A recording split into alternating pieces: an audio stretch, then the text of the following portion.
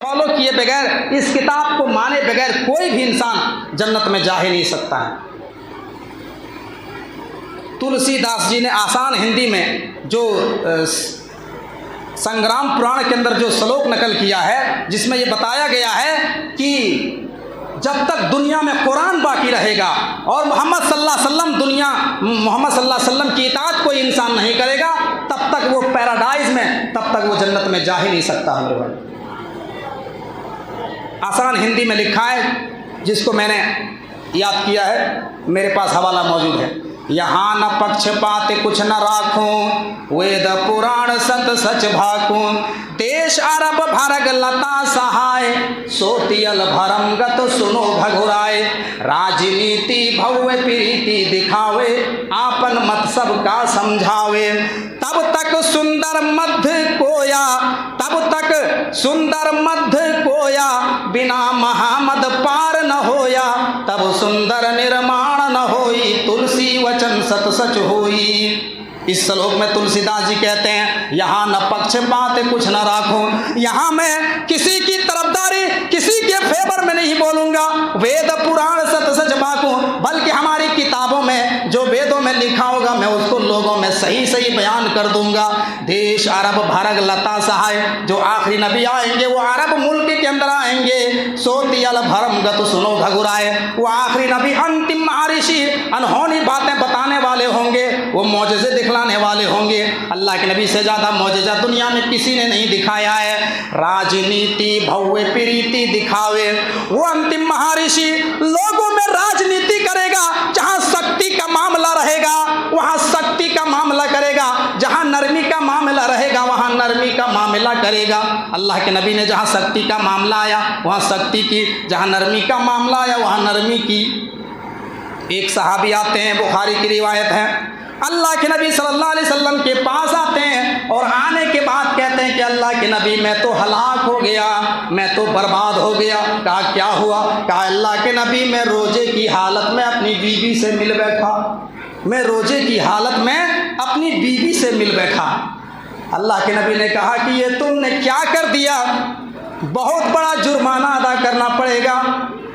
कहा आपने कहा कि कफ़ारा अदा करो, जुर्माना भरो। कहा क्या है कफ़ारा? कहा कि 60 रोजे रखो, मुसलसल कंटिन्यू 60 रोजे रखो, 55 रख के एक छोड़ दिया तो 55 बेकार, फिर से रखो। कहा क्या? कहा अल्लाह के नबी 60 रोजे, 30 रोजे में ये हालत, अपनी बीवी से मुलाकात कर ली, कंट्रोल नहीं कर पाया, दुबला पतला आदमी, और आप कह रहे 60 रोजे रखो लगातार, नहीं रख पाएंगे। आपने फरमाया अगर 60 रोजे नहीं रख सकते हो तो फिर 60 मिस्कीनों को खाना खिलाओ। कहा अल्लाह के नबी मेरा हाल ये है कि सुबह खा लूँ तो शाम को भूखा, शाम को खाना मिल जाए तो सुबह के बारे में सोचना पड़ता है, हम कहाँ से 60 मिस्कीन को खाना खिलाएंगे। आपने फिर फरमाया अगर तुम 60 मिस्कीन को खाना नहीं खिला सकते हो तो फिर एक गर्दन आज़ाद करो, एक गुलाम आज़ाद करो। कहा अल्लाह के नबी मैं तो खुद गुलामी में ज़िंदगी काट रहा हूँ, मैं तो खुद गुलामी में ज़िंदगी काट रहा हूँ, मैं कहाँ से गुलाम आज़ाद करूँगा, मेरे पास इतना औकात कहाँ कि हम गुलाम को आज़ाद करेंगे। कहा कि तू 60 रोजे भी नहीं रख सकता है, 60 मिस्कीन को खाना भी नहीं खिला सकता है, ना एक गुलाम आज़ाद कर सकता है, और रोजे की हालत में अपनी बीवी से मिल बैठा, तो कैसे हल होगा। आपने हुक्म दिया, सहाबाए कराम को कहा कि अपने भाई के लिए चंदा करो, अपने भाई के लिए चंदा करो। सहाबाए कराम ने चंदा किया तो खजूरों का टोकरा भर गया, खजूरों का टोकरा भर गया।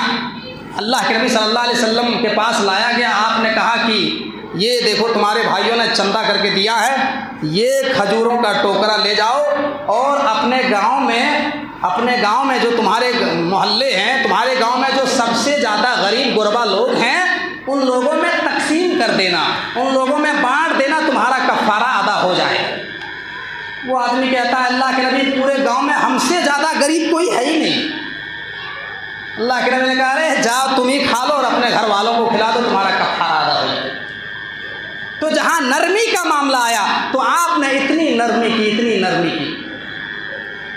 मेरे भाइयों, तो ये भी मसला कभी कभी उठता है। लोग जो है अगर नहीं जानते तो पूछते नहीं हैं। शादीशुदा लोग जो है रोज़े की हालत में अपनी बीवी से मुलाकात करते हैं, इतना बड़ा जुर्माना है, 60 रोज़े रखना पड़ेगा लगातार, या 60 मिस्किनों को खाना खिलाना पड़ेगा, या एक गुलाम आज़ाद करना पड़ेगा। ला इल्म में लोग करते हैं, लेकिन अगर जानकारी नहीं तो पूछना चाहिए कि कितना बड़ा हम जुर्म करने जा रहे हैं।